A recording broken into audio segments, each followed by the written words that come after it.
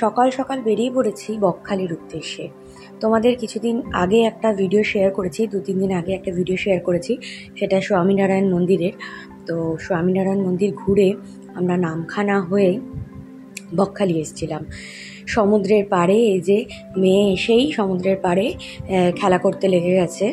তো আমরা প্রথমে এসে একটুখানি বিচে গেছিলাম, তো সেখান থেকে আমরা একটা হোটেলে গেছিলাম।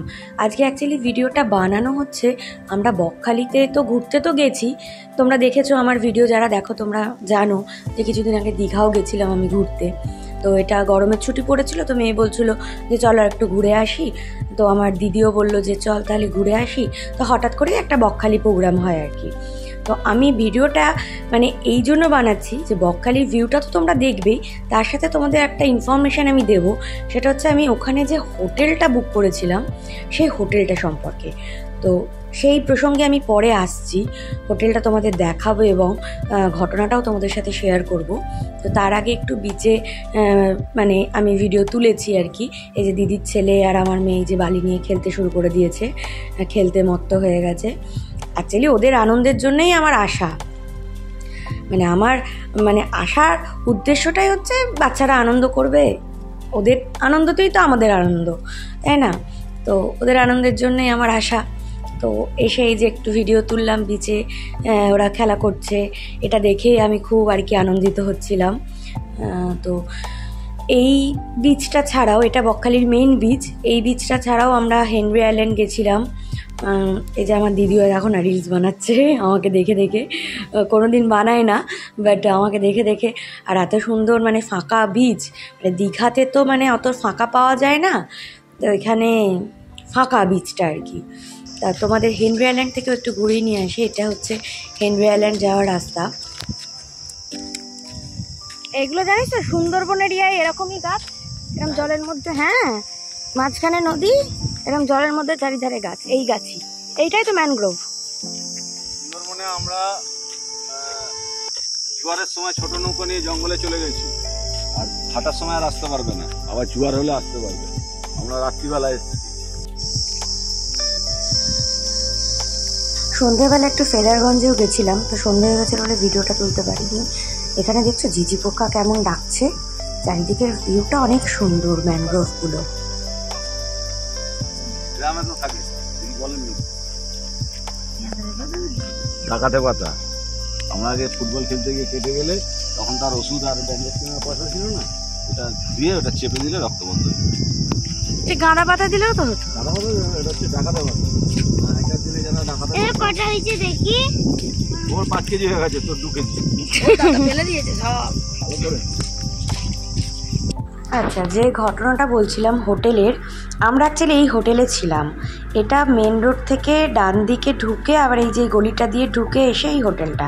হোটেলের রুমগুলো দেখে আমার পছন্দ হয়েছিল।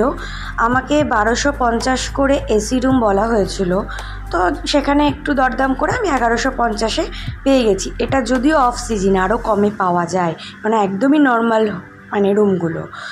আমার যেহেতু বাজেট কম ছিল, কিছুদিন আগে দীঘা ঘুরে এসেছি, তো সেই জন্য আমরা মোটামুটি একটা বাজেট নিয়ে গেছিলাম। তো ওই 1200 মধ্যেই আমি হোটেল খুঁজছিলাম। তো রুমগুলো মোটামুটি ঠিক আছে, কিন্তু মেন প্রবলেম হচ্ছে এখানে হোটেলের ম্যানেজমেন্টটা খুবই খারাপ। এদের কলে জল পড়ছে না। একটা রুম চেঞ্জ করলো আমার দিদি, মানে নিচে কমপ্লেন করা হয়েছিল ম্যানেজারকে যে কল দিয়ে জল পড়ছে না, 3 ঘন্টা আগে কমপ্লেন করা হয়েছে, তো তারপরেও সেম জিনিস। তো আমরা যখন জিজ্ঞেস করছি, বলছে আপনারা একটু নিচে গিয়ে প্লিজ চান করে নিন, আমরা সমুদ্র থেকে এসছি সবে, হ্যাঁ বিচ থেকে, চান করে নিন নিচে গিয়ে, আমাদের কারেন্ট নেই তো ওই জন্য পাম্প চালানো হয়নি।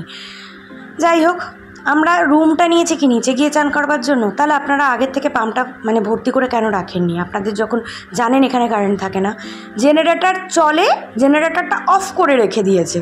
জিজ্ঞেস করলে পুরো ঘর অন্ধকার, জিজ্ঞেস করলে বলছে কি আমাদের জেনারেটরটা গরম হয়ে গেছে, 1-2 ঘন্টা পরে চলবে। মানে সারা দিনটা এরমভাবে আমাদের কেটেছে, খুবই বাজে ব্যবহার, ম্যানেজারের ব্যবহারও খুব বাজে। 3 বার রুম চেঞ্জ করতে হয়েছে। একটা রুমে কলে জল পড়ছে না, রুমটা চেঞ্জ করে দিল। আর একটা রুমে গেল আমার দিদি, আমাকে যাই হোক চেঞ্জ করতে হয়নি, আমার ভাগ্য খুব ভালো। তাই মানে আমার ঘরের এসিটাও কম ঠান্ডা হচ্ছিল, তাও আমি অ্যাডজাস্ট করে নিয়েছি। মানে দিদি যেহেতু এরকম রেগে গেছে, রুম নিয়ে প্রবলেম হচ্ছে, কারণ ওইভাবে আমরা অভ্যস্ত নয় যে কলে জল পড়ছে না, বাচ্চাদের নিয়ে গেছি আর কি। তো ওরা কি ওইভাবে অভ্যস্ত, নিচে গিয়ে আমি চান করবো? আমি সেকেন্ড ফ্লোরে ছিলাম, নিচে গিয়ে আমি বাচ্চাদেরকে চান করাবো, আমরা মেয়ে মানুষ নিচে গিয়ে চান করবো, সেটা পসিবল? ওই জন্য কি আমি রুমটা নিয়েছিলাম। তো এসি চলে না আবার আর একটা ঘরে, ঠিক আছে? এই যে এই হোটেলটা, যাই হোক আপনারা দেখে রাখুন, খুব সাবধান। এদের রেস্টুরেন্টেরও ফেসিলিটি নেই। এখানে লেখা রয়েছে রেস্টুরেন্ট আছে, মেনু কার্ড দেখে যখন আমি অর্ডার দিলাম ওরা বলছে ওদের নাকি কুক অসুস্থ, যে কারণে নাকি ওরা খাবার দিতে পারবে না। এদিকে আউটসাইড ফুডও অ্যালাও না, মানে খুবই বাজে ব্যবস্থাপনা। আমার তো ভীষণই রাগ হচ্ছিল। তো এই হোটেলটা থেকে সাবধান, দেখে রাখুন আপনারা।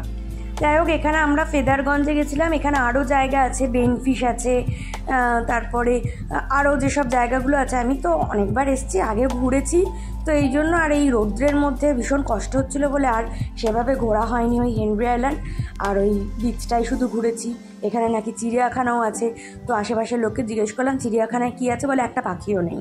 মানে একদম ব্যবস্থাপনা খুবই বাজে আর কি। আমাদের কি বলবো আর, সরকারকেই বা কি বলবো, আপনারাই বলবেন, আমি আর কি বলবো। যাই হোক এখানে মৌসুমি আইল্যান্ড আছে, জম্মুদ্বীপ আছে, যেগুলো আমার যাওয়া হয়নি আর কি। তো আপনারা গেলে অবশ্যই সেগুলো ঘুরে আসবেন। আমাদের পশ্চিমবঙ্গ সরকারকেই বা কি বলবো, সাধারণ মানুষ আমি, কিন্তু মানে আপনাদেরকেও বলতে হবে আর কি। একটা ট্যুরিস্ট স্পটে একটা চিড়িয়াখানা খুলে রেখেছে, সেখানেও কিচ্ছু নেই, মানে এগুলো মানা যায় না জাস্ট আর কি।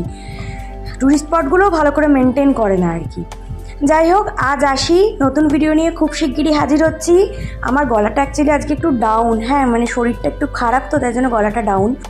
আপনাদের জন্য অনেকগুলো ভিডিও করা রয়েছে, কিন্তু ওই এডিটিং করার সময় হচ্ছে না বলে আপনাদের সাথে শেয়ার করতে পারছি না। খুব শিগগিরই ওই ভিডিওগুলো নিয়ে আমি হাজির হব।